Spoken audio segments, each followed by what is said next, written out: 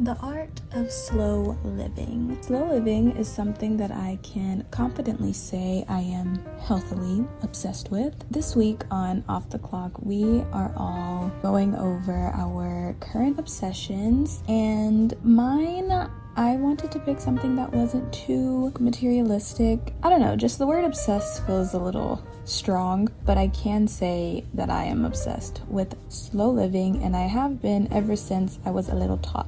I feel like slow living is just me. It's kind of embedded into my soul. It's how I was born. You can literally ask my mom, my parents, or anything. I would take my time doing anything. I could be in my room for like hours just painting or like doing little tedious details of a project, and it would feel like 5 minutes to me. The technical definition of slow living refers to a lifestyle approach that encourages a slower pace in everyday life, prioritizing mindfulness, quality over quantity, and appreciating the present moment by deliberately slowing down activities and tasks. I resonate with this a lot. Slow living is something that I just naturally do. Like I said, it's just who I am. I feel like I am pretty calm majority of the time. I am pretty soft-spoken as a person. I have tried to get out of that more recently and, really make my presence be seen or heard, because I feel like growing up, not that I would get overshadowed or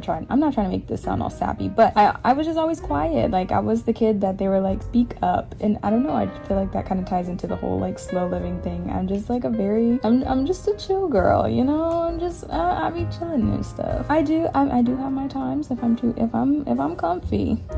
I can cut up, but I feel like I cut up in like a chill way. I don't know, maybe I'm wrong. You tell me if you know me personally. Let's go over some more of the online things. I'm giving you a lesson in slow living because it's my current obsession, so I'm going to tell you all about it. I hope you're enjoying watching me put my floral arrangement together that my mom got me for Valentine's Day. Happy late Valentine's Day, by the way. I hope you enjoyed last week's videos. It also says, often with the goal of creating a more balanced and meaningful existence. I love this. Love. It originated from the slow food movement, which emphasized traditional food production methods over fast food culture. Rather than rushing through tasks, slow living emphasizes doing things well and with attention to detail, mindfulness, and presence. It encourages being present in the moment and actively engaging with one's surroundings. Literally, these are my life mottos. Live in the present, guys. Engage. Really appreciate the present, because you only get the present once. I feel like a lot of people need to just be more present and in the moment. I feel like as a society, we can get caught up in the future, we can get caught up in the past. Let's slow down. Let's stop thinking about all of that. Let's just live in the present and enjoy the now, Oh my gosh, this just reminds me of when I was little. My mom would always tell people that I was a hippie.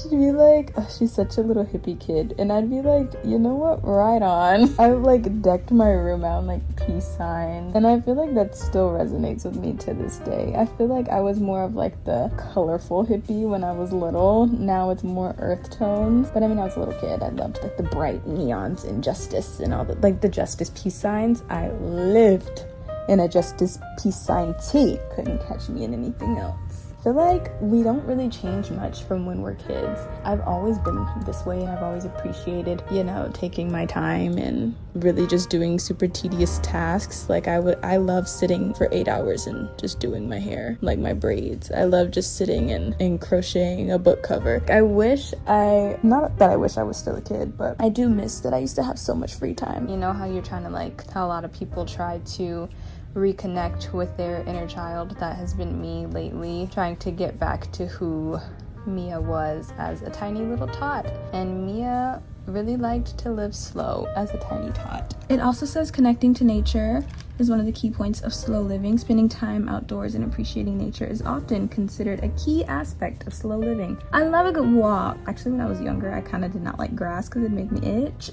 But I can appreciate the sun and the moon and the stars and the grass and the little bugs. Oh my gosh, I saw 2 ladybugs. Might have been the same ladybug, but I went outside and then there's a ladybug by the door and I was talking to her and I tried to pick her up. She was so sweet. And then the next day I left the house and I shut my car door and I was like, what is this flying next to me? It was a ladybug in my car. We had a cute little chat and then I let her go outside. She was so sweet. Some of the examples of slow living practices are cooking meals at home instead of eating fast food, taking walks in nature, practicing meditation or mindfulness exercises, engaging in hobbies that require focused attention. I love a hobby that requires focused attention. Limiting screen time and digital distractions. Oh my goodness, wait. I told you I'm obsessed with slow living. I literally a few weeks ago for my main channel, I haven't posted the video yet, but I did this whole no social media for a week. Like, I didn't delete the apps, I just moved them off of my home screen. And I feel like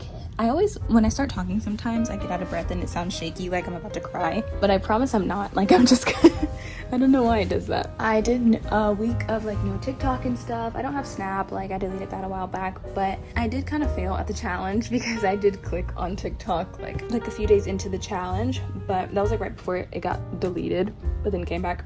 After that, I do not get on TikTok as much anymore. I've like went the past like 3 days, no TikTok. Just recently, I've like opened my direct messages for my friends because I am not on TikTok right now, which is so weird because if you ask anyone, I know every TikTok trend, I know every TikTok sound, so that's like kind of new for me. I was trying to limit my screen time, and that's just like crazy that that's also a part of slow living, because that just is proof right there that it's something that's just naturally in me, not even trying to sound like that, but whatever. Prioritizing quality sleep is another one of them, and this is something I realized I needed to do. I just talked about this with my friend Elsa, like sleeping. Last week I was so tired because I was just doing too much and putting too much on my plate, and I literally was not sleeping enough, and I felt it and it was not good. So now it's literally like almost 9, I'm about to go to bed, like, and this is really early. I'm like reading these things off and like realizing, like, I know I said this is my obsession, but it's like kind of shocking to me that it actually all fits me and my personality so well. Engaging in meaningful conversations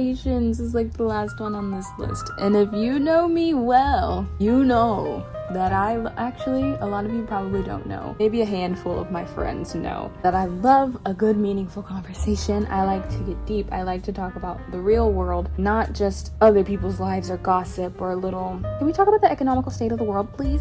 Honestly, I see where he was coming from with that one. Can we talk about the economical state of the world? Like, I know we all made fun of him for that, but can we? That is all I have for this week's video. My current obsession and my lifelong obsession, my forever obsession, will be slow living, and let me know what your lifelong obsession is if you think you have one. And I can't wait to see what everyone else's obsession is for this week. That's all. Mia signing out. Love ya. Bye.